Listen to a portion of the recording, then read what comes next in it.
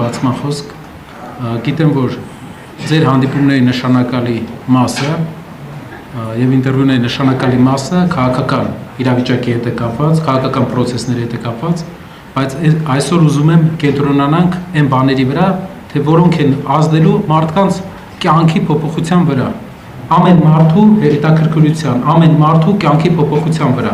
քանի որ քաղաքականությունից շատ կարող ենք խոսել, բայց այդ խոսակցությունների արդյունքում մարդկանց կյանքի փոփոխությունը ցավոք մենք ականատես ենք լինում, որ չի լինում։ Մենք պետք է փորձենք մարդկանց հասցնել այն միտքը, թե ինչ ենք փոխելու մեր երկրում, որ փոփոխությունը մեր երկրի անձերի հետ կապված չի, այլ կապված է ընդհանրապես երկրի մոտեցման հետ։ Այսինքն այս անձը արել է բազմաթիվ սխալներ, նա պետք է փոխվի, բայց պետք է փոխվի եւ գա նոր թիմ, որը կատարում է կոնկրետ տնտեսական խնդիրներ է կատարում, որպեսզի մարդուն փոխենք ուրիշ մարդով, հետո նույն խնդրի առաջ կանգնենք, որպեսզի մեր խնդիրները չերկարացնենք։ Այդ իսկ պատճառով իմ խնդրանքն է տնտեսական հարցեր, մարդկանց կյանքից, ինչպես ենք մենք տեսնում յուրաքանչյուր մեր քաղաքացու կյանքի լավարկումը, դա վստահեցնում եմ կհետաքրքրի բոլորին, որտեղ բոլորի կյանքի մասին է։ Շնորհակալություն։ Շնորհակալություն, առաջին հարցը արդեն ունենք 168 ժամ։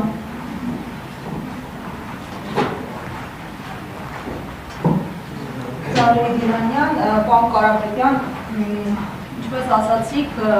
մեզնից յուրաքանչյուրին առնչվող հարցի մասին եք ուզում խոսել, այդ հարցերի թվում նաև արդեն իրողություն դարձած թրիփներ, որը ինչպես ասում են քպեականները, իշխանությունները, իշխանամետ շրջանակները հնարավորություններ է ստեղծելու, մասնագիտական շրջանակները, այդ թվում տարածաշրջանային փորձագետներ մատնանշում են դրա ռիսկերը։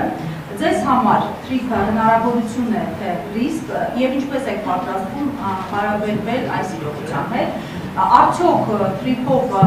վտանգված է նաև Հայաստանի տնտեսությունը, այդ թվում էներգետիկոն վտանգությունը, Հայաստանի ընդերքը, որովհետև տեսանք, որ հեռանկարում ենթադրում է նաև հումքերի, հանքարդյունքերի արտահանում, թե որ տարածքներից հասկանալի է արդեն մեզ համար, եւ քանի որ ավելի պարզ, բայց արմատական հարցեր արծարծվեցին նախորդին պանելային քննարկման ընթացքում ձեր բացման խոսքում 5 քայլերի մասին եմ ուզում խոսենք, գործազրկության հարցի լուծման մասին եւ մյուս հարցադրումների մասին բազմիցս խոսվել է, դուք ինչ հեռանկարում եք պատրաստվում լուծել այս հարցերը, այսինքն այս 5 քայլերը ինչ ժամկետներում եք լուծելու ու նաև տենդերների եւ պետգրումների հետ կապված խնդիրներ կան, եթե դառնանք իշխանություն, ինչպես եք դա դարձնելու ավելի թափանցիկ, ես կոնկրետ օրինակներ եմ ուզում խոսել, ահազանգում էինք մի քանի ամիս շարունակ, գրվել է դրա մասին, քաղաքացին ուղղակի կորցրել է իր դաշտերը 96 թվականից իր որ հիմնած բիզնեսը, որովհետեւ 2019 թվականից հետո ինչ-ինչ հանգամանքների օրով պայմանավորված դուրս է մղվել տենդերներից, տեղը զիջելով, այսպես խնամիցանոց սկզբունքով տենդերային գնումներին։ Եվ ենթակառուցվածքների հետ կապված, այցիկ էկոսիստեմը կարևոր է նոր բնակարանների հետ կապված, բայց ենթակառուցվածքների վրա շեշտադրումը, որովհետև հասկացանք բնակարանաշինությունը լայն թափ է ստացել, բայց ճանապարհներ չկան, այդ մարդիկ ոնց են գնալու կան։ Շատ լավ։ Առաջի հարցը թրիփը այս պայդրությամբ Հայաստանի համար բացում է հնարավորություններ եւ բացում է ռիսկեր։ Հնարավորությունները դա բերել երրորդ կողմին Ամերիկայի Միացյալ Նահանգներին դեպի երաշխավորի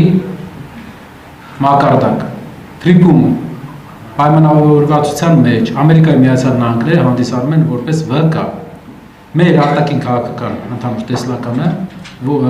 նա է, որ մեր խաղաղության պայմանագիրը պետք է ունենա երաշխավոր մեկից ավել։ Մենք տեսնում ենք ինչ է տեղի ունենում այն երկրների հետ, այն տարածաշրջանի հետ, ովքեր ունեն ընդամենը մեկ երաշխավոր կամ չունեն երաշխավոր։ Այս 21-րդ դարի մեր ժամանակաշրջաներում փոքր երկրները ավելի լավ են ապրում, շատ օրինակ բան կարող եմ ասել, միշտ պատմականորեն մեծ երկրներն են ավելի հարուստ եղել, բայց 21-րդ դարի մեր ժամանակաշրջանում փոքր երկրները ավելի սկսել են լավ ապրել, քանի որ կառավարությունները ավելի ակտիվ են, դինամիկ են։ Բայց կա անվտանգային խնդիր։ Անվտանգային խնդիրը լուծելու համար մեր երկրին պետք է երաշխավոր։ Շատ կարևոր է երրորդ կողմի ներկայությունը այդտեղ, Ամերիկայի Միացյալ Նահանգների ներկայությունը։ Բայց մեզ պետք է, որ Ամերիկայի Միացյալ Նահանգները մեր արտաքին քաղաքականության ամբողջ process-ը բերելու է նրան, որ մենք ունենանք մեկ եւ ավել երաշխավոր մեր խաղաղության, դա երկարաժամկետ խաղաղության միակ լուրջ գրավականը։ Թուղթը մեր հարևանների հետ շատերը կհիշեն 92 թվականին է եղել հրադադար պայմանավորվածություն, ավելի շատ է եղել։ Թուղթը բավականին փոփոխական մեծություն է թուրքերի հետ բանակցությունների ժամանակ, իսկ երաշխավորները հաստատում մեծությունները, մեկից ավելի։ Ինչ վերաբերվում է երկրորդ հարցին, կներեք մաների հետ կապված։ Ժամկետները,